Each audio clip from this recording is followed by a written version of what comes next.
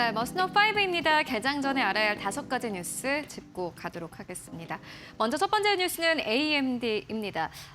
AMD가 보시다시피 캐나다의 스타트업 탈라스를 인수한다라는 소식이 있었습니다.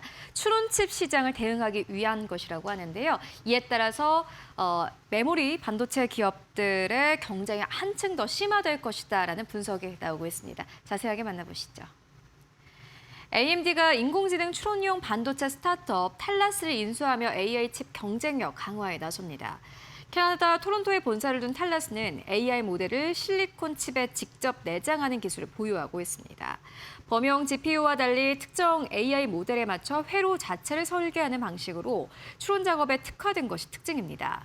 탈라스는 특정 모델에서 기존 GPU보다 수천 배 빠른 연산이 가능하다고 설명하고 있습니다. 인수 금액은 공개되지 않았으며 탈라스는 지난 2023년 설립 이후 2억 1,900만 달러의 투자를 유치한 바 있습니다.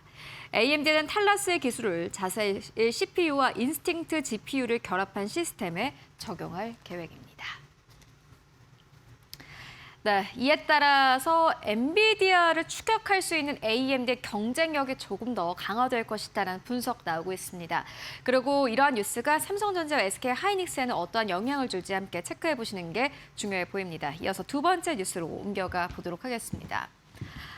이번에는 월스트리트 저널의 단독 보도인데요. 애플이 다수의 제품군에 CXMT 메모리 칩을 시험했다라는 보도가 나왔습니다. 자세하게 만나보시죠.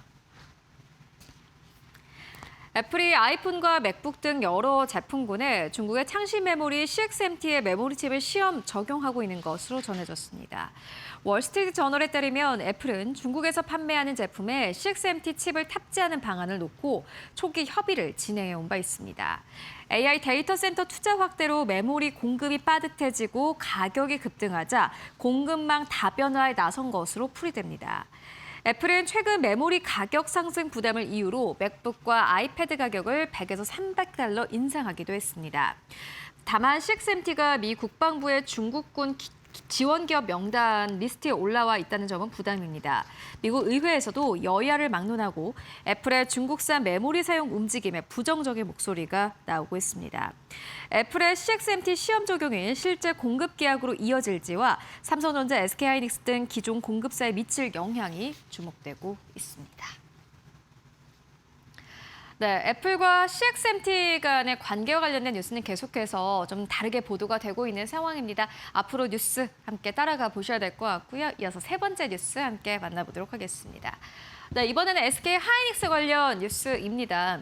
블룸버그 통신의 단독 보도가 일단 있었습니다. 중국의 충칭 공장의 지분 매각을 검토하고 있다라는 보도, 그리고 지난 주말에 한 가지 뉴스가 더 나왔습니다. 통합 노조를 신설하는 방안이 추진되고 있다라는 보도였는데요. 자세하게 만나보시죠. SK하이닉스가 내부적으로 통합노조 신설 움직임이 나타나는 가운데 중국 충칭 후공정 공장 지분 매각도 검토하고 있는 것으로 나타났습니다. SK하이닉스 구성원들이 추진하는 통합노조는 지난 8일 설립 신청서를 제출하고 정식 설립 절차에 들어간 것으로 나타났습니다. 최근 사측이 성과급 일부를 주식으로 지급하고 일정 기간 매도를 제한하는 방안을 제시한 것으로 알려지면서 내부 반발이 커졌습니다. 통합노조가 출범할 경우 현재 여러 노조로 나뉜 구성원들의 요구가 한데에 모아 교섭력을 높일 수 있다는 기대가 나오고 있습니다. 또 이와는 별도로 블룸버그는 SK하이닉스가 중국의 충칭 반도체 패키징 공장 지분 매각 방안을 자문사들과 논의하고 있다고 보도했습니다. 거래가 성사될 경우 공장 가치는 약 30억 달러, 우리 돈으로 약 4조 원 수준으로 평가될 가능성이 있습니다. 잠재적 인수 후보로는 중국계 펀드와 반도체 기업 등이 거론되며 SK하이닉스가 일부 지분을 유지하는 방안도 검토되고 있는 것으로 전해졌습니다. 네, 이게 오늘 SK하이닉스의 주가에는 어떠한 영향이 있을지 함께 체크해 보시면 좋을 것 같습니다. 이어서 네 번째 뉴스로 옮겨가 보도록 하겠습니다.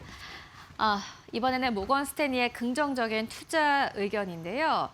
메모리에 겨울이 오고 있다라는 제목의 리포트를 낸 모건 스탠리가 최근 들어서 메모리주의 이 조정이 끝났다라고 이야기를 하고 있습니다. 작은 굴곡으로 판단된다라고 투자 의견을 제시했습니다. 모건 스탠리가 최근 메모리 반도체주의 급격한 조정이 마무리 단계에 접어들었다며 재진입 기회라는 평가를 내놓았습니다. 모건 스탠리는 보고서에서 지금까지 나타난 가장 가파른 조정은 끝난 것으로 보인다며 현재 밸류에이션이 매력적이라고 밝혔습니다. 최근 주가 하락을 메모리 업황 사이클이 성숙하는 과정에서 나타나는 작은 굴곡으로 판단한 겁니다. AI 데이터 센터 투자 확대에 따른 HBM 등 고부가 메모리 수요가 이어질 것이라는 전망도 유지했습니다. 자사주 매입을 비롯한 주주 환원 확대 역시 향후 주가 상승을 이끌 촉매로 꼽았습니다. 다만 4분기부터 메모리 가격 상승세가 둔화하고 재고와 공급이 늘면서 추가적인 실적 전망 상향 여력은 제한될 수 있다고 봤습니다. 목표 주가는 SK하이닉스는 260만 원, 삼성전자는 37만 5천 원을 유지했습니다. 네, 정말로 이게 작은 굴곡일지 여러분들 함께 체크해 보시면 좋을 것 같고요. 이어서 마지막 뉴스 함께 만나보도록 하겠습니다. 아마 미국의 많은 또 투자 의견들 가운데 가장 또 의미 있는 뉴스 중 하나였는데요. 미국의 가상자산 규제인 클래리티 법이 9월에 표결에 들어간다고 합니다. 백악관은 15일이 기한이다라고 밝히기도 했는데요. 자세하게 만나보시죠. 미국의 가상자산 시장의 규제 체계를 정립하는 클래리티 법이 오는 9월 상원에서 첫 절차적 표결에 들어갑니다. 존 큐 상원 공화당 원내대표는 법안의 본회의 심의를 시작하기 위한 클로처 절차에 착수했습니다. 첫 표결은 9월 15일 미국 동부 시간 기준으로 예정되어 있습니다. 클로처 통과에는 상원 100석 가운데 60표가 필요해 이 공화당 단독으로는 처리가 어렵습니다. 이에 따라 최소 7명의 민주당 의원을 설득할 수 있을지가 법안 처리의 핵심 변수로 꼽히고 있습니다. 양당은 불법 금융 방지와 스테이블 코인 보상, 고위 공직자의 가상자산 사업 참여 제한 등을 놓고 이견을 보이고 있는 상황입니다. 네, 이에 따른 암호화폐 시장의 움직임까지 함께 체크해 보시면 좋을 것 같습니다. 지금까지 머스트 노 5와 함께 알아보고 왔습니다.